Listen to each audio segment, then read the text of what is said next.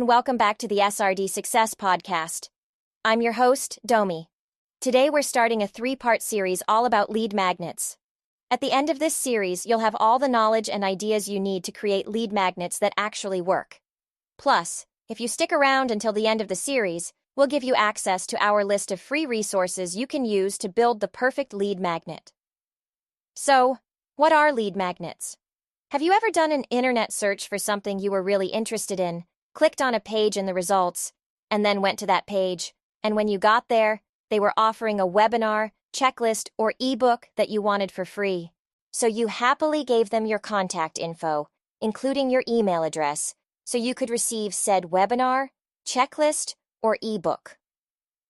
That was a lead magnet. A lead magnet is a special offer that you promote to your audience in exchange for their email address. Typically, you offer a lead magnet to build an email list of existing and potential customers so you can continue to market to them. Lead magnets generate leads and are a very effective way to gain a prospect's contact information. They also serve as an opt-in, essentially giving you permission to email them. Most people have a hard time resisting the lure of a free product, and they are generally more willing to share their email address than other personal details. This is why lead magnets are such an effective way to build your email list. You may be thinking that lead magnets are a lot of work and questioning whether they are worth it. Rest assured, they are indeed worth it. While it may take some time and effort to create a lead magnet, consider that you will use that magnet hundreds of times. It has the potential to have an incredible ROI. Before we jump into learning about lead magnets, let's talk about the path that visitors take to turn into leads, also known as the conversion path. Here are the steps on the conversion path. First, there's a call to action, also known as CTA. This is the button that the visitor clicks in order to access the resource you're offering, the lead magnet. Second, once your visitor has clicked on the CTA, they're generally brought to a landing page where the form is located to collect their contact information, including name, email address, and any other information that's relevant to your email marketing campaign. Third, now that they've turned over their contact information, you will bring them to a thank you page.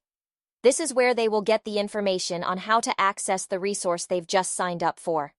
Fourth, a short time later, you will send a kickback email so you can begin the important conversation that keeps them engaged with your business and leads to a conversion. Every piece of content on your website has the potential to generate new leads for your business and be the starting point for the conversion path. That's why it's important to have the CTA on every blog post, social media post, and page of your website. So you may be asking, why are lead magnets good for my business? Maybe you don't do a lot of email sequences or have a newsletter, but lead magnets generate leads, and leads are your potential customers. Lead generation should be an important part of your marketing goals. Good lead magnets, when done correctly, can have a profound effect on lead generation for your business. The main reason for having a lead magnet is to attract more high-quality leads. An effective lead magnet is something that will be valued by your target audience. These are people who are already going to be predisposed to be interested in what you're offering. Your content brings visitors to your page because they are searching for information that you have available. Once they are there, getting the information they came for, you are offering them even more valuable information for free. Once you have their email address, you can continue to nurture the relationship to conversion. People are not generally eager to give up their personal information, especially if giving up their information could result in constant, never-ending spam emails. In the beginning, they want to know what's in it for them. Always remember that you're nurturing a relationship, building trust, and proving to the lead that you're an authority that they can count on for quality, factual information. By giving away this free, valuable content, you're accomplishing a few things. It shows your potential customer that you're genuinely interested in helping them to solve their problems, not just get their money. It shows that you know how to help them, and they can trust you. It lets you position yourself as an expert and authority in your market. And the best lead magnets allow you the opportunity to continue nurturing the lead. You don't have to create a one-size-fits-all generic lead magnet. You can create different magnets based on what page a visitor lands on and tailor it to the persona that would be visiting that page. We'll get more into that in a minute. You can also use incentives and discounts as magnets based on which page a visitor lands on. Your lead magnet should not only be specific to your visitor's needs, but should also be easy for them to understand and utilize to solve their problems. You want the customer to feel like they've received instant gratification by signing up for your lead magnet.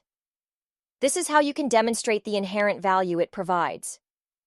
Your lead magnet doesn't have to be super complicated or fancy to do its job.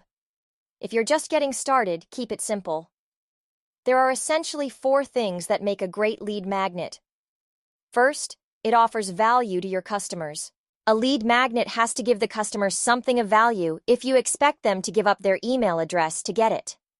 Value comes in many forms, such as free resources, discounts, and more. Second, instant gratification. It's critical that they have immediate access to the resource that you're giving away. Delaying their goodie makes giving up their email less of a good deal. Third, it has to be easy to consume. Complicated content is better saved for further in the sales funnel, during the decision phase. You're just trying to give them a little sample of what you have to offer. Fourth, it should position your brand as an expert within your market. Your lead magnet should put your expertise on full display. This will demonstrate even more value to the customer and prove to them that you're a good long-term resource. To create lead magnets that convert at a high level, you'll need to have some basic information figured out ahead of time. The first thing you need to do when preparing to create a lead magnet is to define your customer's persona. Anytime you're developing a market strategy, you'll hear that you need to know your target audience. This is not only true but important to the success of your strategy. Lead magnets should be personalized and targeted, and to best accomplish that, you have to identify your base audience. Consider what some of the common obstacles are that your leads are encountering. Remember, this is about providing value to the lead, so it has to be something they want to know, not what you want them to know. For you to create an engaging lead magnet that converts, it's important to appeal to their need for instant gratification. Give them a quick and simple win. A buyer persona represents your perfect customer based on data you've collected about the customers you already have. Here's a sample of what details you'll want to include in your buyer persona: age, gender, marital status, motivations, purchasing behaviors, and goals. Remember, as much as you might like to, you're not trying to appeal to everyone. Your business may have several buyer personas. However, your lead magnet should be targeted to a single buyer persona. The next step is to write a value proposition, also known as a unique selling proposition or USP. It's a commitment of value that your customers can expect from your product or service. It's not just a description of the product or service, but the solution that the product or service provides to the customer that they can't get from the competition. Your value proposition should clearly articulate why a customer should purchase from your company rather than a competitor. Don't skip over this part.